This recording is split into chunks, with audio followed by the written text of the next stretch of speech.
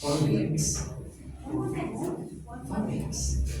4 weeks. 4 Fridays. Yun. So, I will take this opportunity na po na magpaalam muna sa inyo. For 4 weeks.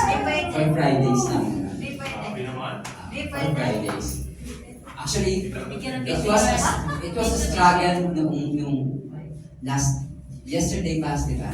Yesterday, it was a struggle. Talagang, si Pastor, pinipin ko siya, hindi, kuya, kailangan, ano yan, gawin yung ikama mo, Pero prior to that po palabas, last week, kasi yun din ang worry ko yung ikama ko kung dapat i-renew bago ako makaalis ng Saudi Arabia. Pero na-vision na po ng tita ko yun, last week pa lang, inaabot niya yung ikama ko sa akin.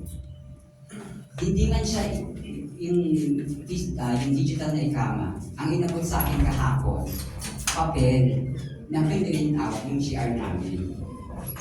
Nung last week pa rin namin nakita ko sa akin, i-claim ko na yan na marirenew na yung ikama mo.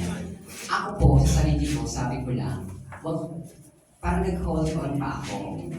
Which is, hindi po pala dapat. Kasi, ang Panginoon po, hindi naman po siya, hindi po maiksi ang kamay niya. Alam po niya kung ano yung pangangailangan niya.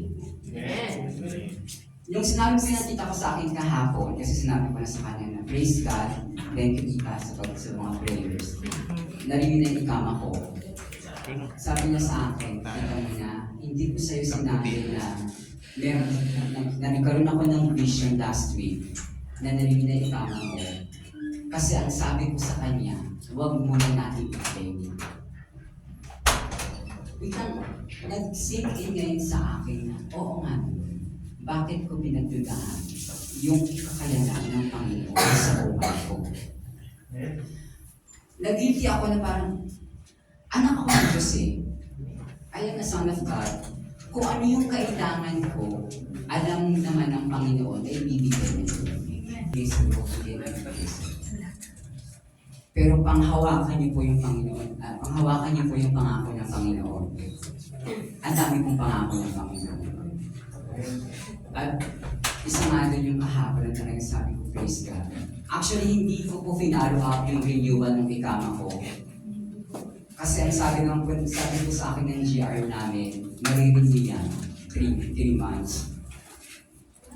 Pero yung talagang napakabuti ng Panginoon, it was my boss who told DJR na i-renew mo yan ngayon na kasi magdodoble ang bayan na. Imagine nyo yun.